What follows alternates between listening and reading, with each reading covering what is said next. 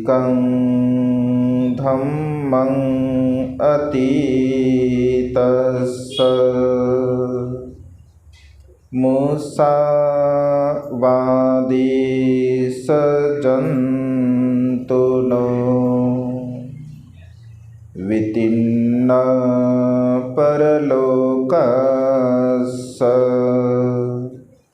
नत्थि पापं अकार्यं।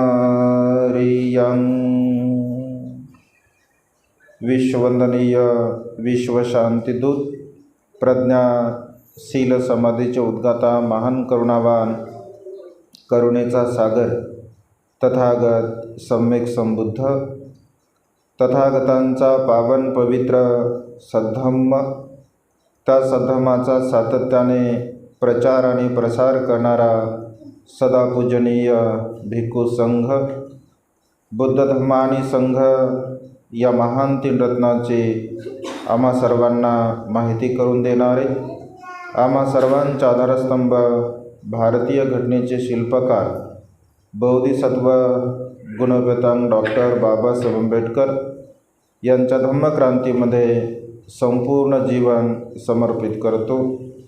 आज या मंगलमय प्रसंगी या वर्षावासाच्या पवित्र अशा कालखंडामध्ये सुजाता बुद्धविहारातील सर्वच श्रद्धासंपन्न उपासक उपासिका, बालक तथा बालिकांनो, आपणा सर्वांच्या प्रति अनंत अनंत मंगलकामना, मंगलमैत्री भावना व्यक्त करतो।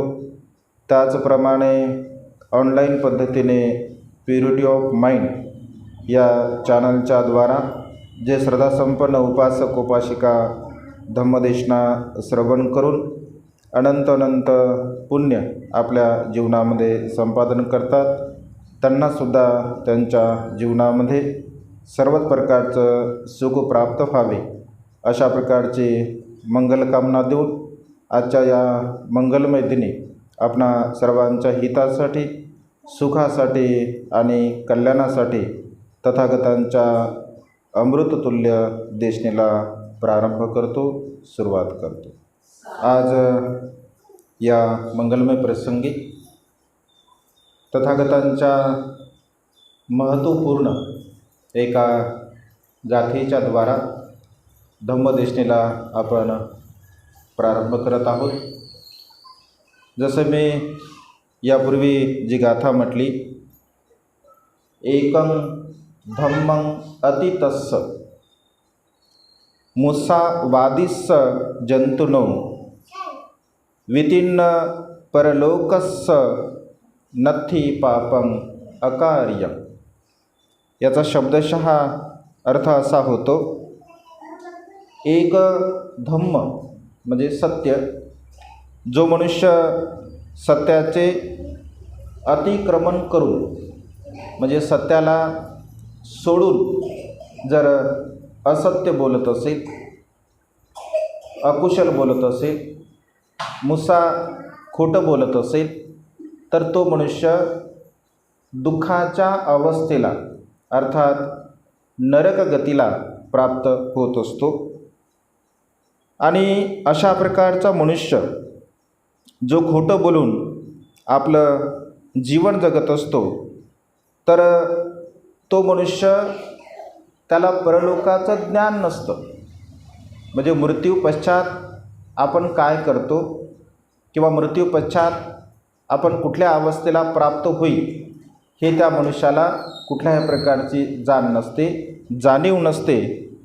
असा मनुष्य आपल्या जीवनामध्ये अनंत अकुशल कर्म करून, पाप कर्म करून नरकगामी अवस्थेला प्राप्त होत असतो।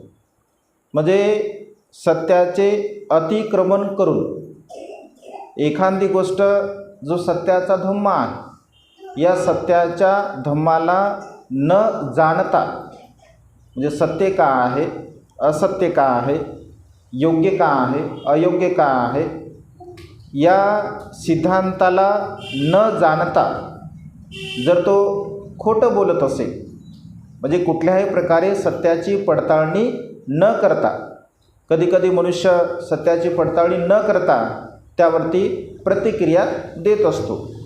तर अशा प्रकारे सत्याची पडताळणी न करता जर तो प्रतिक्रिया देत असेल आणि खोटं बोलत असेल, मुस्सावादा करत असेल, तर अशा प्रकारचा मनुष्य दुःखाला प्राप्त होतो.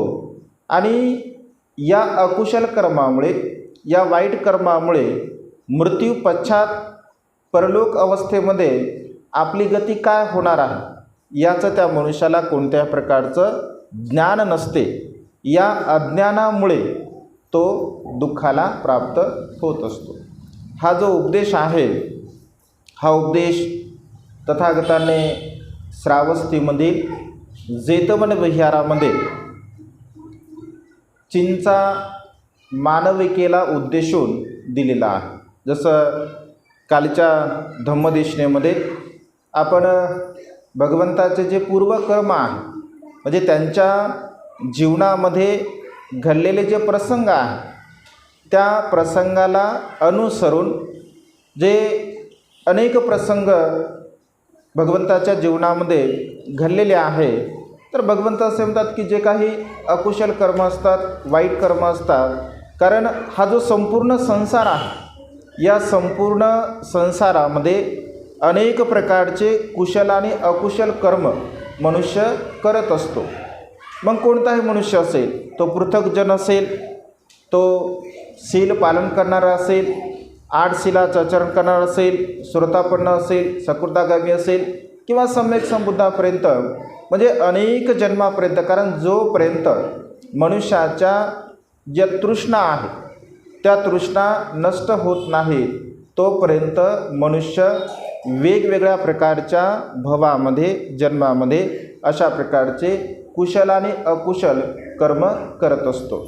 आणि कुशल कर्म करणाऱ्या मनुष्याच्या जीवनामध्ये सदा सर्व काळ सुख प्राप्त होत असते.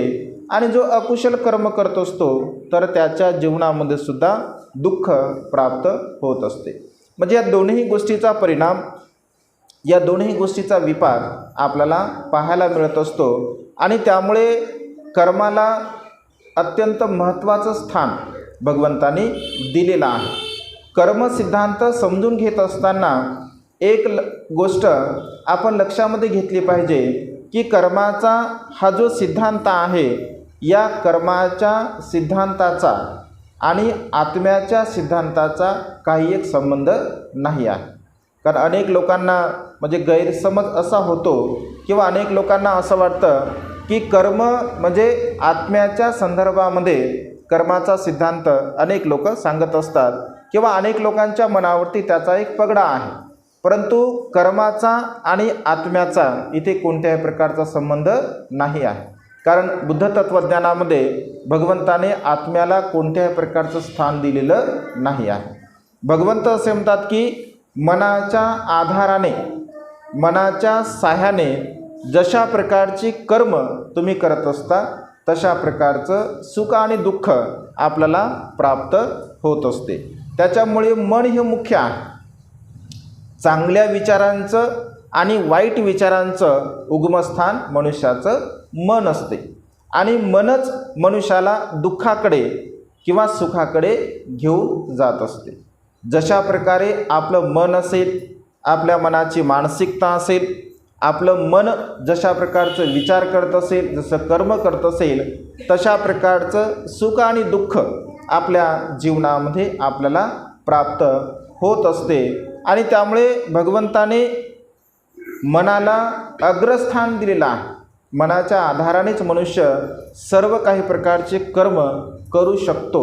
आणि त्यामुळे या मनाच्या आधाराने सदा सर्व काळ कुशल कर्म, पुण्यकर्म आपण करण्याचा प्रयत्न केला पाहिजे.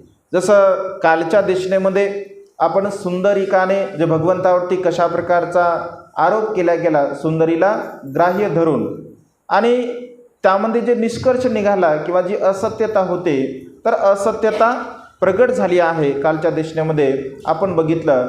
परंतु त्यांनी जे काही कर्म केले होते, कारण एखादी घटना मनुष्याच्या जीवनामध्ये जेव्हा घडत असते तर त्या घटनेला वर्तमान काळसुद्धा कारणीभूत असतो आणि पूर्वकर्मसुद्धा कारणीभूत असतात, हा भगवंताचा सिद्धांत सांगतोय. तर दुसरा एक प्रसंग आहे, अगदी तशाच प्रकारचा प्रसंग आपण चिंचा मानविकेचा तो प्रसंग बघत असतो. चिंचा मानविकेने सुद्धा भगवंतावरती आरोप केला होता. तर मग चिंचा मानविकेने भगवंतावरती का आरोप केला, त्याचं काय पूर्वकर्म होतं, म्हणजे कुठल्या प्रकारचं असं पूर्वकर्म आहे की ज्या पूर्वकर्माच्या आधाराने भगवंताला भर सभेमध्ये भगवंतावरती चिंचेनं आरोप केला होता. श्रावस्तीमध्ये भगवंत वास्तव्य करत असताना संध्याकाळच्या प्रहरी जेव्हा सर्व प्रकारचे जे उपासक उपासिका भगवंताची देशना श्रवण करत असत, प्रामुख्याने अनाथपिंडक, माता विशाखा असेल, राजा प्रसेनजित असेल, अनेक प्रकारचे श्रेष्ठी लोक भगवंताची देशना श्रवण करण्यासाठी येत असत. 2 प्रहरी प्रामुख्याने भगवंताच्या देशना श्रावस्तीमध्ये होत असत. एक सकाळचा जो प्रहर असेल तर त्या सकाळच्या प्रहरी अनेक लोक भगवंताला भेटण्यासाठी येत असत आणि भेटण्यासाठी आल्यानंतर त्या लोकांच्या ज्या काही शंका असतील, कुशंका असतील किंवा जे काही प्रश्न असतील त्या सर्व प्रकारच्या प्रश्नाची उत्तरं भगवंत भोजनाच्या पूर्वी देत असत. आणि भोजन झाल्यानंतर मग भगवंताची दिनचर्या नित्यनेमाने चालत असे आणि सायंकाळच्या प्रहरी मात्र सामूहिक रूपाने सर्व लोकांना भगवंत धम्मदेशना देत असत. नित्यनेमाने अशा प्रकारचं असायचं, कारण असंख्य सुत्त भगवंताने श्रावस्तीमध्ये दिलेले आहे. श्रावस्ती पूर्वीच्या काळामध्ये फार मोठं शहर होतं, असं म्हटलं आहे. 7 करोड त्या काळामध्ये एकट्या श्रावस्ती शहराची लोकसंख्या होती. त्यापैकी 5 करोड लोक बुद्ध धम्मसंघाला मानणारे होते आणि 2 करोड लोक अन्य धर्माला मानणारे होते, कारण जैन धर्मसुद्धा भगवंताच्या काळामध्ये होता आणि त्यामुळे इतर संप्रदायाचे सुद्धा लोक श्रावस्तीमध्ये राहत होते. तर प्रामुख्याने भगवंत संध्याकाळी धम्मदेशना देत असत.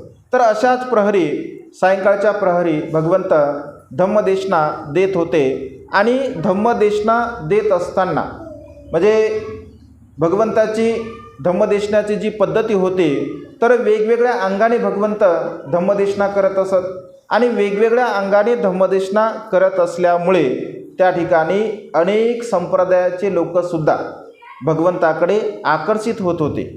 म्हणजे सर्वसामान्य लोकसुद्धा आकर्षित होत होते, मध्यमवर्गीय लोकसुद्धा आकर्षित होत होते, श्रेष्ठी लोक, राजे लोक, सर्व स्तरातील लोक भगवंताकडे आकर्षित होत होते. आणि साहजिक आहे, भगवंताकडे जर सर्व प्रकारचे लोक आकर्षित होत होते तर भगवंताच्या पूर्वी जे गणाचार्य होते, जे आचार्य होते, जे श्रेष्ठ लोक होते, तर अशा प्रकारच्या लोकांना साहजिकपणे भगवंताचा असणारा जो प्रभाव आहे किंवा वाढता जो प्रभाव आहे, तर वाढता प्रभाव अन्य धर्मगुरूंना असेल किंवा अन्य धर्माच्या लोकांना असेल तर तो काही पटत नव्हता किंवा त्यांच्याप्रती त्यांच्या मनामध्ये ईर्ष्याभाव उत्पन्न होत होता.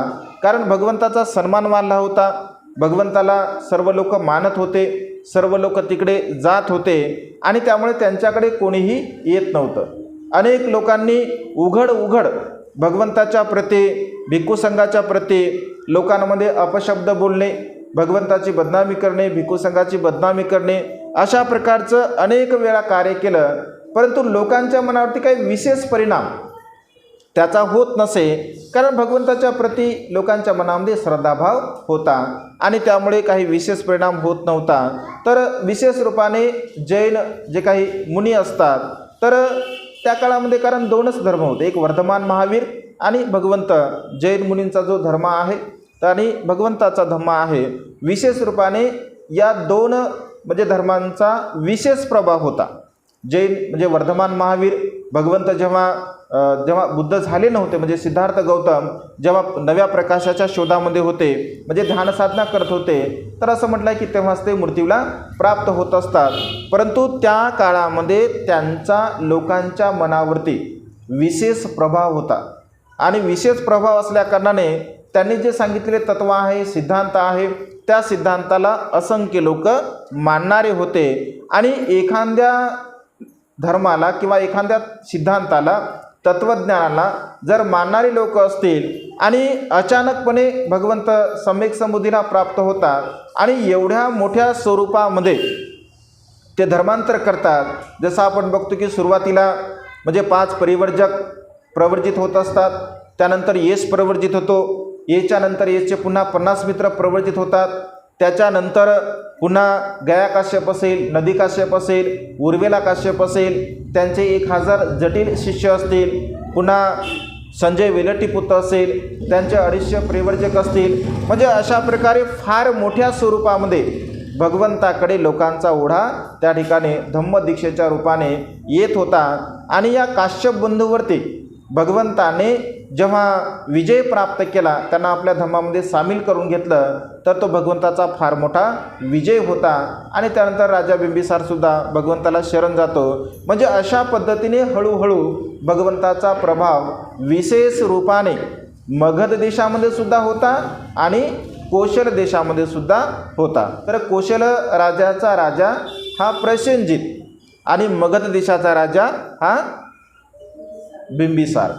म्हणजे हे 2 राज्य होते आणि ते समकालीन होते आणि 7 पिढ्यापासून त्यांच्यामध्ये मैत्रीभाव सुद्धा होता आणि त्यामुळे दोन्ही राज्यामध्ये भगवंत जात असत. तर अशा पद्धतीने भगवंताचा प्रभाव राजा बिंबिसार राजा शरण गेल्यामुळे, इकडे प्रसेनजित शरण गेल्यामुळे आणि राजे लोक, श्रेष्ठी लोक शरण गेल्यामुळे साहजिक आहे सर्वसामान्य लोकसुद्धा, म्हणून तर भगवंत असे म्हणतात राजा भवतु धम्मिको, राजा भवतु धम्मिको असं म्हटलं आहे. राजा जर धार्मिक असेल तर प्रजासुद्धा धार्मिक होत असते आणि त्यामुळे राजा भवतु धम्मिको अशा प्रकारचं म्हटलेलं आहे.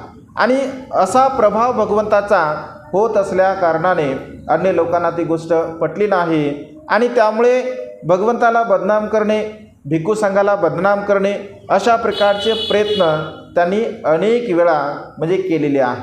आणि हाच प्रयत्न म्हणजे चिंचेच्या द्वारा जेव्हा प्रयत्न केला गेला तर चिंचेला सुद्धा जसं सुंदरीला सांगितलं गेलं की तू अशा अशा प्रकारचं कर आणि भगवंतावरती कुठला तरी तू एखादा आरोप घे, आणि तशाच प्रकारे चिंचा मानविकेनं सुद्धा त्या ठिकाणी म्हणजे केलेलं आहे. आणि जेव्हा तिला सांगितलं गेलं की अशा अशा प्रकारे तू श्रावस्तीमध्ये जावं, भगवंताच्या जेतवन विहारामध्ये मग कुटीमध्ये जावं, आणि अगदी तशाच प्रकारचा प्रसंग जसं सुंदरीने केलं अगदी तशाच प्रकारे तिने सुद्धा म्हणजे केलं. आणि काही दिवस गेल्यानंतर भरत सभेमध्ये जेव्हा भगवंत भिक्खू संघाला, उपासक उपासिकांना धम्मदेशना देत असत, तर धम्मदेशना देत असताना ती जी सुंदरिका मानविका असते तर ती अचानकपणे भर सभेमध्ये येत असते. जसं सुंदरीला लोक विचारतात की तू कुठे जात होते, काय करत होते, तर अगदी सुंदरी म्हणजे चिंचेला सुद्धा तसंच विचारतात आणि चिंचेला तशाच प्रकारचं विचारल्यानंतर पुन्हा चिंचासुद्धा तसंच सांगत असते. जसं सुंदरी सांगते अगदी तशाच प्रकारे त्या ठिकाणी चिंचा मानविकासुद्धा सांगत असते. आणि जेव्हा ती भरसभेमध्ये येते, भरसभेमध्ये आल्यानंतर कधीकधी कसं असतं, एखादी गोष्ट जर म्हणजे शिकवलेली जर एखादी गोष्ट असेल तर तो फक्त तेवढ्यापुरतं व्यक्ती बोलत असतो, कारण त्याला ते ऑलरेडी शिकवलेलं आहे. म्हणजे पण समोरचा व्यक्ती म्हणजे आपण काय बोलतो, आपण जे प्लॅनिंग ठरवत असतो किंवा आपण जे बोलत असतो, आपण आपल्या मनाने तशी प्लॅनिंग ठरवतो की आपल्याला असं असं बोलायचं आहे, परंतु समोरचा व्यक्ती त्यावरती काय प्रतिक्रिया देईल किंवा त्यावरती काय बोलेल हे आपण आपल्या मनाने ठरवत असतो कधी कधी. पण समोरचा व्यक्ती आपल्या मनासारखं काही बोलत नाही. त्याच्यामुळे जे काही ठरलेलं असतं तर ते सर्व प्लॅनिंग फेल होत असतात. अगदी तशाच प्रकारे चिंचेला सुद्धा त्यांनी सांगलं होतं की तू असं असं बोलायचं, म्हणजे भरसभेमध्ये गेल्यानंतर असं असं तू बोलायचं, अशा अशा प्रकारचं वक्तव्य करायचं. आणि श्रमण गौतम त्यावरती काय प्रतिक्रिया देतात, श्रमण गौतम त्यावरती काय बोलतात, हे जर त्यांनी जर असं असं बोललं तर पुन्हा मात्र तू असं असं बोलायचं, असं सर्व काही तिला सांगण्यात येतं. तर जेव्हा ती भर सभेमध्ये जाते आणि भगवंत उपदेश करत असतात, भगवंत उपदेश करत असताना ती त्या सभेमध्ये गेल्यानंतर त्यांना म्हणते की महाश्रमणा, आपली वाणी अत्यंत मधुर आहे, अत्यंत सुमधुर आहे, कर्णप्रिय आहे. अनेक लोकांना तुम्ही दुःखमुक्तीचा उपदेश करता, अत्यंत चांगल्या प्रकारे लोकांना तुम्ही मार्गदर्शन करता. परंतु आपल्या सहवासामुळे मला जे म्हणजे बाळ होणार आहे, कारण तिने तशा प्रकारे पोटावरती असं म्हटलं आहे की लाकडीचा जो सापळा असतो तो बांधलेला असतो, आणि असं जसं की एखादी गर्भवती स्त्री आहे, त्या गर्भवती स्त्रीप्रमाणे ती स्वतःला तयार करत असते. आणि अशा प्रकारे ती दाखवते जेव्हा सभेमध्ये जाऊन. तर ती म्हणते की आपलं जे होणारं बाळ आहे, तर तुम्ही याची काही काळजी घेतली पाहिजे, याची काही व्यवस्था केली पाहिजे. जर तुमच्याच्याने करणं होत नसेल तर तुमचे उपासक आहे, अनाथपिंडक तुमचा उपासक आहे, सुजाता तुमची उपासिका आहे, राजा प्रसेनजीत तुमचा उपासक आहे, किंवा अन्य श्रेष्ठीसुद्धा तुमचे उपासक आहे. तर त्यांनासुद्धा तुम्ही सांगू शकता की आपला जे होणारं बाळ आहे, तुमच्यापासून जे मला बाळ होत आहे, तर त्याची तुम्ही काहीतरी व्यवस्था केली पाहिजे. असं जेव्हा ती बोलते, तर तिने बोलल्यानंतर तिला असं वाटलं की भगवंत काहीतरी वेगळी प्रतिक्रिया देतील किंवा लोकांना काहीतरी ते बोलण्यासाठी सांगतील.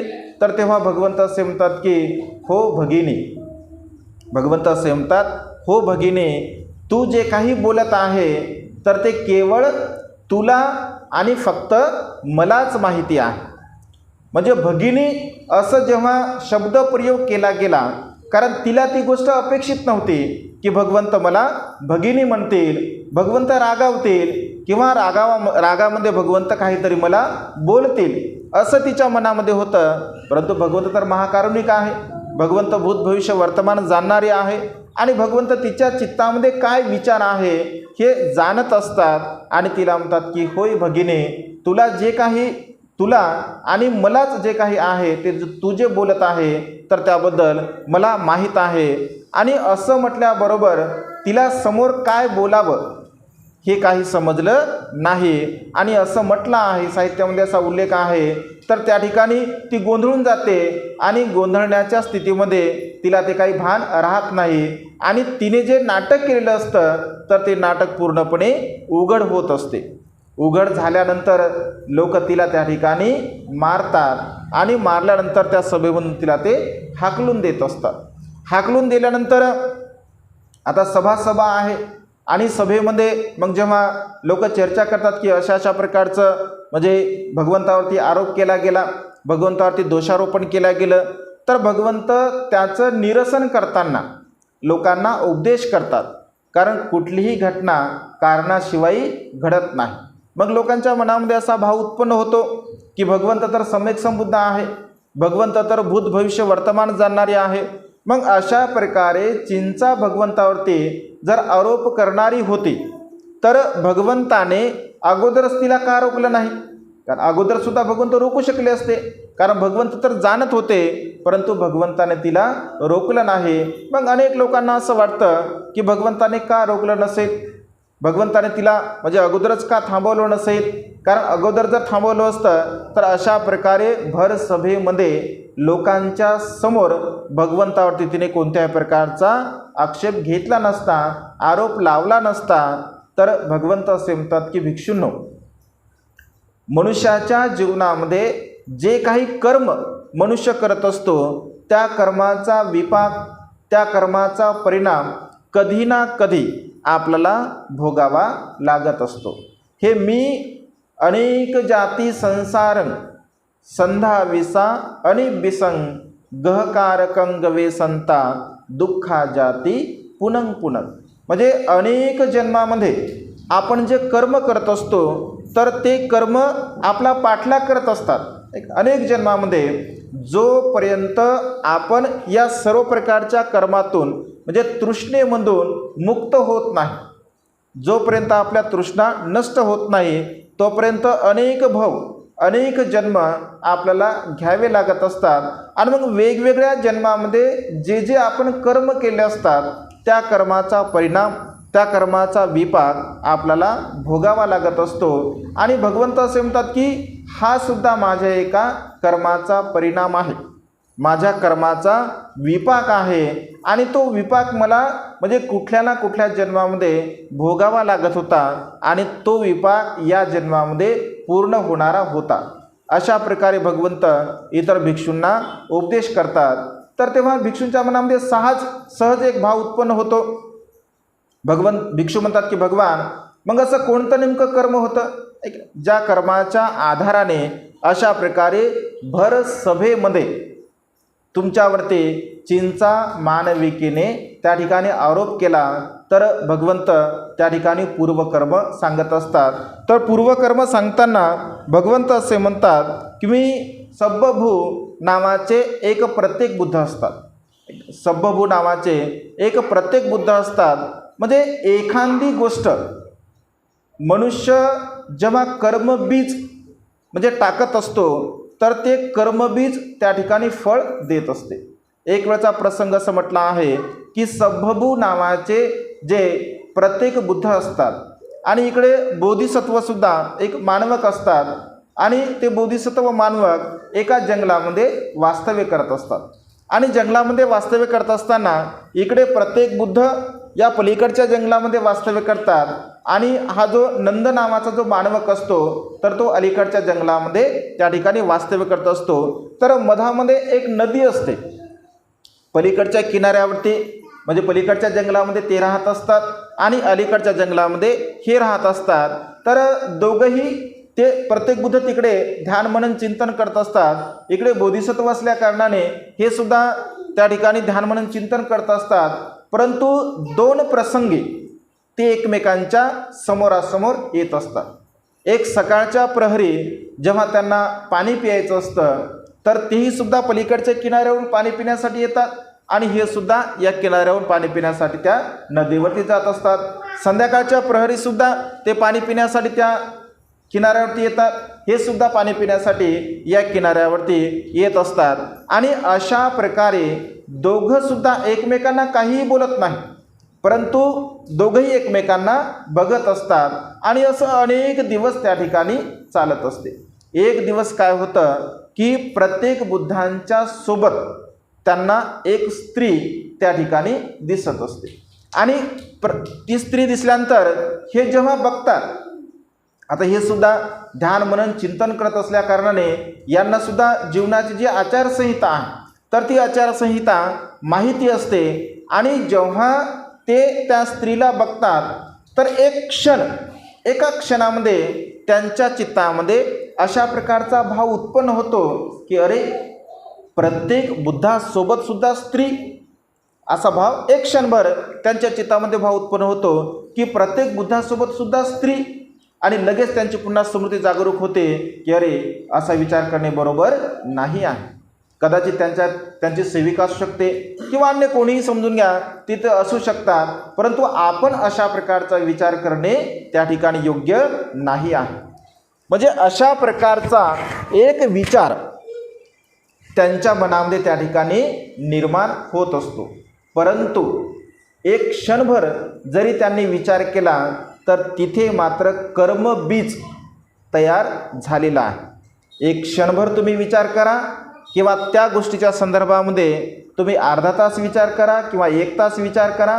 कारण मनुष्याचं जे चित्त आहे एकदा एखाद्या चित्तावरती, कारण एका क्षणामध्ये असंख्य विचार आपल्या चित्तामध्ये उत्पन्न होत असतात. म्हणजे चित्ताचा वेग एवढा भयानक आहे, एवढा शीघ्र आहे की आपण विचारसुद्धा करू शकत नाही. अगदी या बसल्या ठिकाणी तुम्ही या संपूर्ण जगाची भ्रमंती करू शकता एका सेकंदामध्ये. कारण चित्ताचा जो वेग आहे तर चित्ताच्या वेगासारखा वेग या जगामध्ये कोणत्याही प्रकारचा नाही आहे. कुठेही जाऊ शकता तुम्ही. अगदी एका क्षणामध्ये डोळ्याची पापणी लावण्यासाठी जेवढा वेळ लागतो त्याहीपेक्षा अगोदर आपण अगदी विदेशामध्ये सुद्धा जाऊन येतो. ऐक ना, आपण जर कुठे गेलो असेल, घ्या श्रीलंकेला जर कोणी गेलं असेल, श्रीलंका नाव काढल्याबरोबर डायरेक्ट त्या बुद्धवृक्षाचं वंदन करून येतो आपण, किंवा श्रीलंकेला गेलो आणि त्या बुद्धवृक्षाचं मी तिथे वंदन केलं आहे. म्हणजे मनुष्याचं जे चित्त आहे तर वेगवेगळ्या प्रकारच्या विचारामध्ये गुंतलेलं असतं आणि त्या ठिकाणी ते कर्मबीज तयार झालेलं आहे. म्हणजे त्यांनी काय विचार केला किंवा प्रत्येक बुद्धांच्या समोरसुद्धा स्त्री, आणि अशा प्रकारे त्यांनी म्हणजे जे प्रत्येक बुद्ध असतात सभ्यभू, तर त्यांच्यावरती अशा प्रकारचं दोषारोपण त्यांच्या चित्तामध्ये त्यांनी दोष त्यांच्याप्रती उत्पन्न झाला ना, त्यांनी त्याच्यावरती दोषारोपण केलं आणि असं म्हटलं आहे त्या एका सेकंदाच्या विचारामुळे त्यांनी अनेक जन्मापर्यंत नरक यातनासुद्धा भोगलेल्या आहे। एवढंच नव्हे तर असं म्हटलं की अनेक जन्मामध्ये, म्हणजे इथं तर असा प्रकारचा उल्लेख दिला आहे की दीर्घ काळापर्यंत त्यांनी नरक भोगले, एवढे की 10,000 वर्षापर्यंत अशा प्रकारच्या दीर्घ दुःखाला त्यांनी प्राप्त केलं, केवळ एक सेकंदभर अशा प्रकारचा त्यांनी विचार केला प्रत्येक बुद्धांच्या संदर्भामध्ये। आणि भगवंत असे म्हणतात की तो विचार, ते जे मी बीज टाकलं, तर त्या बीजाचा परिणाम माझ्या या शेवटच्या जन्मामध्ये, कारण हा माझा शेवटचा जन्म आहे। महामाईला स्वप्नामध्ये काय म्हणतात सिद्धार्थ गौतम, हे माता हा माझा शेवटचा जन्म आहे, पुन्हा माझा आता जन्म होणार नाही, तू माझी माता होण्यासाठी तयार आहे का? आणि त्यांचा शेवटचा जन्म असतो। तर भगवंत असे म्हणतात की भिक्षूंनो, हे जे मी कर्म केलं होतं त्या कर्माचा विपाक, त्या कर्माचा परिणाम या चिंचा मानविकेच्या द्वारा तो कर्माचा विपाक या ठिकाणी पूर्ण झालेला आहे। म्हणजे अगदी छोटंसं कर्म जरी असेल, आपण जीवन जगत असताना अगदी छोटंसं कर्म जरी केलं असेल तरी त्या कर्माचा विपाक, त्या कर्माचा परिणाम मनुष्याला भोगावा लागत असतो। आणि त्यामुळे भगवंत असे म्हणतात की सदा सर्व काळ आपल्या चित्ताला अत्यंत स्मृतीमध्ये आपण ठेवलं पाहिजे, अत्यंत जागरूक आपण असलं पाहिजे, स्मृती संप्रजन्ययुक्त असं आपलं चित्त असलं पाहिजे की कोणत्याही प्रकारचा विचार आपल्या चित्तामध्ये आला नाही पाहिजे। कारण मनुष्याचं जे चित्त आहे म्हणजे वेगवेगळ्या विचारामध्ये गुरफटून जात असते, एकाच विचारामध्ये, एकाच विषयामध्ये मनुष्याचं चित्त वारंवार गुरफटत राहते, कधी मनुष्य सोडत नाही त्याला। म्हणजे एखादा अकुशल विचार असेल, वाईट विचार असेल, तर त्या वाईट विचाराला मनुष्य सोडू शकत नाही। आणि त्यामुळे आपल्या विचारांवरती आपण नेहमी संयम ठेवला पाहिजे। विचारावरती जर संयम ठेवला असेल तर त्या अर्थाने आपण असं जाणलं पाहिजे, कारण भगवंत असे म्हणतात की एखादा सत्य धम्म न जाणता, एखादा सत्य, कारण त्यांनी सत्य ते जाणलं का? सत्य जाणलं नाही आहे, त्यांनी सत्य धम्म न जाणल्यामुळे अशा प्रकारचा विचार त्यांच्या चित्तामध्ये उत्पन्न झाला। कारण सत्य धम्म जोपर्यंत आपण जाणत नाही, एखाद्या गोष्टीच्या प्रती सत्यता का आहे, त्याची असत्यता का आहे, ही जोपर्यंत आपल्याला समजत नाही, आपण जाणत नाही, तोपर्यंत आपण कुठल्याही प्रकारची प्रतिक्रिया दिली नाही पाहिजे। सहज व्यवहारामध्ये आपण बघा, प्रतिक्रिया देत असताना लोक कुठल्याही प्रकारचा विचार करत नाही आणि सहज प्रतिक्रिया देऊन टाकतात, सहज प्रतिक्रिया, कारण त्याचा जो विपाक आहे, त्याचा जो परिणाम आहे, तर परिणाम आणि विपाक मनुष्याला काही समजत नाही। आणि त्यामुळे, कारण भगवंत असे म्हणतात की त्यांच्या मनामध्ये असणारं ते अज्ञान असतं, आणि अज्ञानपणामुळे, कारण या कर्माचा विपाक मला काय मिळणार आहे, मी जे कर्म करत आहे, मी जे बोलत आहे, जे मी मुसावादा करत आहे, किंवा मी अकुशल कर्म करत आहे, किंवा कुठल्याही प्रकारचं न जाणता मी माझी प्रतिक्रिया देत आहे, तर त्या कर्माचा विपाक मला काय भोगावा लागणार आहे, किंवा त्याचे परिणाम मला काय येणार आहेत, याच्याबद्दल आपण तीळ मात्र सुद्धा चिंतन करत नाही, मनन करत नाही, आणि त्यामुळे मग त्याचे परिणाम आपल्याला भोगावे लागत असतात। भगवंत असे म्हणतात की आपण आपल्या चित्ताला नेहमी संयमित ठेवण्याचा प्रयत्न केला पाहिजे, जिथल्या तिथे ती गोष्ट आपण सोडून दिली पाहिजे। एखादी जर अकुशल गोष्ट असेल, वाईट गोष्ट असेल, तर जिथल्या तिथे आपण ती सोडून दिली पाहिजे। परंतु मनुष्याचा जो स्वभाव आहे, एखादी वाईट घटना जर घडली, समजून घ्या, एक उदाहरण म्हणून एखादी वाईट घटना जर घडली, तर ती वाईट घटना आपण वारंवार त्या घटनेचं चिंतन करतो, वारंवार त्या घटनेला आपण बोलत असतो। चांगल्या घटनेचं चिंतन मनुष्य करत नाही, कारण चांगली गोष्ट लक्षामध्ये सुद्धा राहत नाही, विसरून जातो मनुष्य। परंतु वाईट मनुष्याची गोष्टीचं मात्र चिंतन तो वारंवार करत असतो, आणि वारंवार चिंतन त्याचं केल्यामुळे मग तो जो विचार आहे किंवा तो जो संस्कार आहे आपल्या मनावरती पडलेला आहे, तर त्या संस्काराचा एक परिणाम आपल्या चित्तावरती होतो. कारण जसं तुम्ही ज्या विचारामध्ये तुमचं मन गुंतलेलं असेल, तर त्याच विचारामध्ये आपलं मन कार्य करत असते, विचार करत असते, आणि त्यामुळे जिथल्या तिथे काही गोष्टी सोडून दिल्या पाहिजे. एक उदाहरण आहे की मनुष्य कशा प्रकारे आपल्या विचाराला म्हणजे सोबत घेऊन फिरत असतो. विचारांचं ओझं अनेक लोकांना म्हणजे लोक विचाराचं ओझं सोबत घेऊन फिरत असतात, आणि अकुशल विचारांचं ओझं जर सोबत असेल तर मग ते चांगल्या विचारांना धारण करत नाही. एक गुरु असतात, एक शिष्य असतात, आणि अशाच प्रकारचा ते प्रवास करत असतात. दृष्टांत आहे, प्रवास करत असताना एक नदी लागते, आणि नदीला वरच्या दिशेने अचानकपणे पाऊस पडल्यामुळे त्या नदीला पूर येत असतो. पलीकडच्या तीरावरती त्यांना जायचं आहे, आणि सायंकाळची वेळ होत असते, आणि सायंकाळच्या वेळी त्या नदीच्या किनाऱ्यावरती एक स्त्री उभी असते. त्या अन्य कोणीही लोक तिथे नसतात, आणि हे गुरु शिष्य नदी वळून दुसऱ्या पैलतीरी जाण्यासाठी तिथे येत असतात. तर ती स्त्री त्यांना विनंती करते की मला सुद्धा म्हणजे पैलतीरी यायचं आहे, आणि मला विशेष काही पोहता येत नाही, तुमच्या आधाराने मी पैलतीरी येऊ शकते, जर तुम्ही मला आधार जर दिला तर. ते गुरु असं म्हणतात. आता हे संन्यासी असतात, आणि मग गुरु शिष्याला सांगतो. शिष्य नवीन असतो. गुरु सांगतात की नाही, त्या शिष्याची इच्छा होते की आपण मदत केली पाहिजे, कारण आपण तर मदत केली पाहिजे, मदत करण्यासाठीच आपण आहोत. तर तो म्हणतो की नाही, तू हिला मदत केली नाही पाहिजे, कारण तू तर म्हणजे संन्यासी आहे, तू तर साधू आहे, आणि तू साधू असल्यामुळे, संन्यासी असल्यामुळे तू त्या स्त्रीला मदत कशी करू शकतो? कारण पाण्यातून जर तिला न्यायचं असेल तर तुला स्पर्श करावा लागेल, तिला पकडावं लागेल, तिला हाताने पकडावं लागेल, तर मग तुझं जे सील आहे तर ते भंग होईल. त्याच्यामुळे तू काही तिला स्पर्श करू शकत नाही, तिला तू मदत करू शकत नाही. तर त्या शिष्याला असं वाटतं की आपण एका निरपेक्ष भावनेने जर त्या स्त्रीला मदत करत असेल तर त्याच्यामध्ये अकुशल गोष्ट कोणती आहे, वाईट गोष्ट कोणती आहे. आणि गुरु शिष्य त्याच्यामध्ये त्या ठिकाणी थोडा वेळ वाद होत असतो. गुरु नाही म्हणतो, शिष्य हो म्हणतो, गुरु नाही म्हणतो, शिष्य हो म्हणतो, अशा प्रकारचा वाद होतो. आणि त्या गुरुला असं वाटतं की शिष्य हा माझा फार उद्धट आहे, हा काही माझं ऐकत नाही आहे, आणि गुरु त्या ठिकाणी निघून जातो समोर. त्या शिष्याला असं वाटतं की स्त्री एकटी आहे, जंगलचा रस्ता आहे, आपण तिला मदत केली पाहिजे, आणि तिच्या हाताला पकडून त्या ठिकाणी तो शिष्य तिला सुद्धा पैलतीरी नेत असतो. पैलतीरी नेल्यानंतर गुरु मग समोर बोलत जातो, तुझं असं वागणं योग्य नाही आहे, तो त्या स्त्रीला स्पर्श केला आहे, म्हणजे असं तो बोलत राहतो. आणि पुन्हा त्यांच्या आश्रमामध्ये येतात. आश्रमामध्ये आल्यानंतर सुद्धा तो तेच बोलत राहतो. पुन्हा संध्याकाळची त्यांची जे काही प्रार्थना असेल तर ती प्रार्थना होत असते, त्या प्रार्थनेमध्ये सुद्धा तेच बोलतो. आणि पुन्हा जे काही त्यांचं भाषण असेल, देशना असेल, त्याही प्रसंगी गुरु विद्यार्थ्यांना उद्देशून तेच बोलत असतो.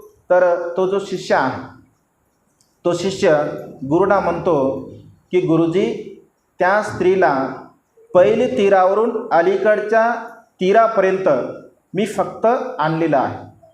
त्या स्त्रीला त्या पहिल्या तीरावरून अलीकडच्या तीरावरती मी फक्त आणलेला आहे, आणि तिला तिथे सोडून दिलं, पण त्या स्त्रीला तुम्ही आपल्या आश्रमापर्यंत घेऊन आलेले आहात. आलं तुमच्या लक्षामध्ये? त्या स्त्रीला तुम्ही आश्रमापर्यंत घेऊन आले, मी तर त्या किनाऱ्यावर तिला सोडून दिलं, म्हणजे त्या किनाऱ्यावरून या किनाऱ्यापर्यंत मी तिला मदत केली, मी तिला सोडून दिलं, पण तुम्ही मात्र आश्रमात तिला घेऊन आले. तुम्ही रस्त्याने सुद्धा ते तुमच्यासोबतच होते, प्रार्थनेमध्ये सुद्धा ते तुमच्यासोबत होते, बोलताना तुमच्या ते सोबत होती, आणि आत्तासुद्धा ती तुमच्या सोबतच आहे. मी तर तिला केव्हा सोडलं? तर भगवंत असे म्हणतात की जे अकुशल विचार असतात, ऐक ना, जे वाईट विचार असतात, तर त्या वाईट विचारांना आपण तिथेच सोडलं पाहिजे. परंतु मनुष्याचा जो स्वभाव आहे, तर मनुष्याचा स्वभाव वाईट विचारांना आपण सोबत ठेवत असतो, आणि त्याचं पुन्हा आपण चिंतन करतो, मनन करतो, आणि पुन्हा चिंतन मनन करत असल्यामुळे ते वाईट विचारांचा जो संस्कार आहे त्याचा पगडा आपल्या मनावरती जास्त प्रमाणाचा होत असतो, आणि कुशल विचारांचा पगडा कमी असतो. आणि कुशल विचारांचा पगडा कमी असल्यामुळे त्या ठिकाणी अकुशल विचार चित्तामध्ये जास्त असतात आणि त्यामुळे मग मनुष्याला राग येतो, मनुष्याला द्वेष उत्पन्न होतो, मनुष्याच्या मनामध्ये मोह उत्पन्न होतो आणि वेगवेगळ्या प्रकारच्या विकारांना मनुष्य धारण करत असतो. परिणामतः त्या मनुष्याच्या जीवनामध्ये दुःख उत्पन्न होत असते. आणि त्यामुळे भगवंत असे म्हणतात की सत्यता आपण जाणली पाहिजे, सत्यता आपण पडताळली पाहिजे. सत्यता जाणून जर आपण जीवन जगत असेल, कर्म सिद्धांताला समजून घेणे अत्यंत महत्त्वपूर्ण आहे. जर कर्म सिद्धांताला जर आपण समजून घेत नसेल तर त्या ठिकाणी आपलं जीवन हे निष्फळ आहे, जीवन हे व्यर्थ आहे. कारण मनुष्य आणि प्राण्यासमान जर जीवन मनुष्य जगत असेल, भगवंत असे म्हणतात, तर त्याचा काय लाभ आहे? कारण मनुष्याला विवेक आहे, मनुष्याला प्रज्ञा आहे, मनुष्याला बुद्धिमत्ता आहे. चांगलं का आहे, वाईट का आहे, आपल्या हिताचं का आहे, आपल्या सुखाचं का आहे, आपल्या कल्याणाचं का आहे, याची जी प्रज्ञा आहे, हे आकलन करण्याची शक्ती आहे, तर ती मनुष्याकडे आहे. परंतु आपल्या अज्ञानामुळे मनुष्याच्या मनामध्ये अज्ञान असतं आणि त्या अज्ञानपणामुळे, त्याच्या रागीट स्वभावामुळे, त्याच्या द्वेषी स्वभावामुळे, त्याच्या वेगवेगळ्या प्रकारच्या अकुशल कर्म त्याच्या चित्तामध्ये उत्पन्न असल्यामुळे मनुष्य कधीकधी सत्याला जाणत नाही, सत्याला समजून घेत नाही. आणि सत्याला समजून न घेतल्यामुळे म्हणजे जो चांगल्या प्रकारचा धम्म आहे, त्या चांगल्या प्रकारच्या धम्माला तो जाणत नाही, समजून घेत नाही आणि अशा प्रकारच्या मिथ्या संकल्पनेमध्ये तो पडत असतो आणि मिथ्या संकल्पनेला अनुसरून तो जीवन जगत असतो. आणि जे लोक मिथ्या संकल्पनेमध्ये राहून जीवन जगत असतात तर त्या लोकांना सुख कसं प्राप्त होईल? सुख प्राप्त होऊ शकत नाही. आणि त्यामुळे भगवंत असे म्हणतात, आपल्या सुखाचा आधार आपले कर्म आहे. आपल्या सुखाचा जो आधार आहे तर ते आपले कर्म आहे. मग जशा प्रकारचे तुमचे कर्म असतील तशा प्रकारचं तुम्हाला सुख असेल. मग तुमचे जर कर्म कमी प्रमाणाचे असतील तर तुम्हाला सुख कमी असेल, तुमचे कर्म जर जास्त स्वरूपामध्ये असतील तर तुम्हाला सुख जास्त आहे. कारण कर्म हे आपल्या सुखाचा आधार असतात. परंतु अनेक लोकांना ते समजत नाही आणि अनेक लोकांना असं वाटतं की जे काही सुख आहे तर त्या भौतिक सुखाच्या द्वारा आपण सुखी आहोत, समाधानी आहोत, आनंदी आहोत, असं अनेक लोकांना वाटतं.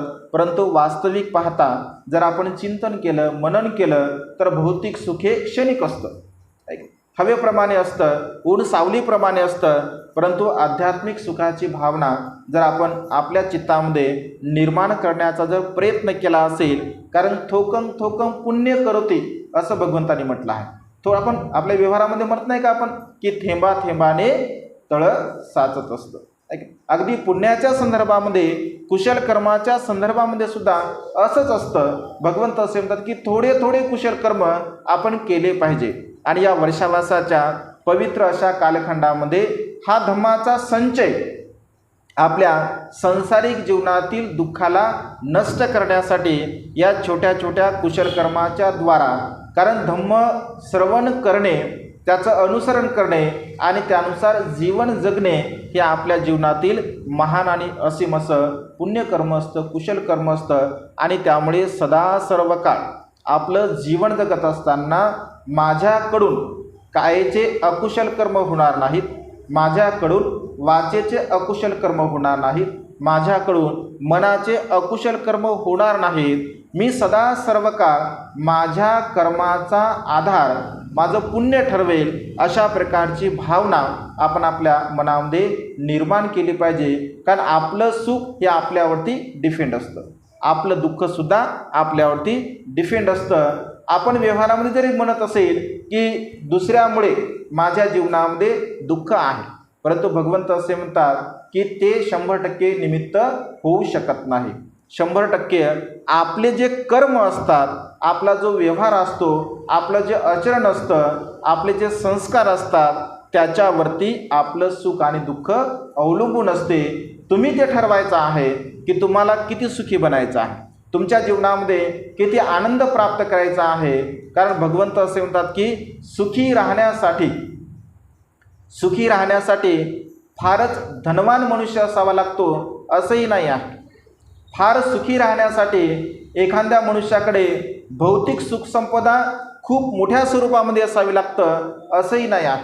सुखी राहण्यासाठी मनुष्य एखादा फारच सुंदर असायला पाहिजे असंही नाही आहे. सुखी राहण्यासाठी मनुष्य बलवान असायला पाहिजे असंही नाही आहे. तर सुखाचा आणि धनसंपत्तीचा, सुखाचा आणि भौतिक सुखसुविधेचा काही एक संबंध नाही आहे. तर सुखाचा आणि आपल्या कर्माचा संबंध आहे. तर कर्म चांगले असतील तर सुख प्राप्त होऊ शकते. कर्म जर अकुशल असतील, वाईट असतील तर निश्चितपणे दुःख आपल्या जीवनामध्ये प्राप्त होऊ शकते. आणि त्यामुळे कर्म हा आपल्या जीवनाचा आधार आपण बनवण्याचा प्रयत्न केला पाहिजे. कारण कर्म हे कधीही कोणत्याही अवस्थेमध्ये मनुष्याला सोडू शकत नाही. जशी आपली स्वतःची सावली आपल्याला कधीही सोडून जात नाही. तुम्ही जिथे जिथे कुठे जासाल तिथे तिथे सावली तुमच्या सोबत असते. अगदी तशाच प्रकारे तुम्ही चांगले कर्म केले तर सुख तुमच्या सोबत सावलीप्रमाणे असतं. आणि तुम्ही जर अकुशल कर्म केले, वाईट कर्म केले तर बैलाच्या पायाचा पाठलाग जशी गाडीची चाके करतात, अगदी तशाच प्रकारचं दुःखसुद्धा आपला पाठलाग करत असते. आणि त्यामुळे सदा सर्व काळ आपण आपल्या जीवनामध्ये आपले कर्म, कायेचे कर्म, वाचेचे कर्म आणि मनाचे कर्म सुधारण्याचा प्रयत्न करावा. बुद्ध धम्म संघाच्या प्रती अनंत श्रद्धा उत्पन्न करून, तीन रत्नांच्या प्रती आपली श्रद्धा प्रगट करून सुखपूर्वक जीवन जगण्याचा मार्ग आपण आत्मसात करावा. अशा प्रकारची मंगलमय आणि उदात्त कामना या ठिकाणी व्यक्त करून आजची ही धम्मदेशना संपन्न करतो. सर्वांचं मंगल हो, सर्वांचं कल्याण हो, सर्वांना दीर्घायुष्य लाभो. बुद्धं नमामि, धम्मं नमामि, संघं नमामि. सबेन्दिवो विभजन्तु सपरोगो विनाशतु, माते भवत्वन्तरायो सुखी दीर्घायिको भव. भवतु सर्वमङ्गलं, रक्षन्तु सर्वदेवता. सर्वबुद्धानुभावेन सदा शुद्धि भवन्तु ते. भवतु सर्वमङ्गलं, रक्षन्तु सर्वदेवता. सर्वधर्मानुभावेन सदा शुद्धि भवन्तु ते. भवतु सर्वमङ्गलं, रक्षन्तु सर्वदेवता. सर्वसङ्घानुभावेन सदा शुद्धि भवन्तु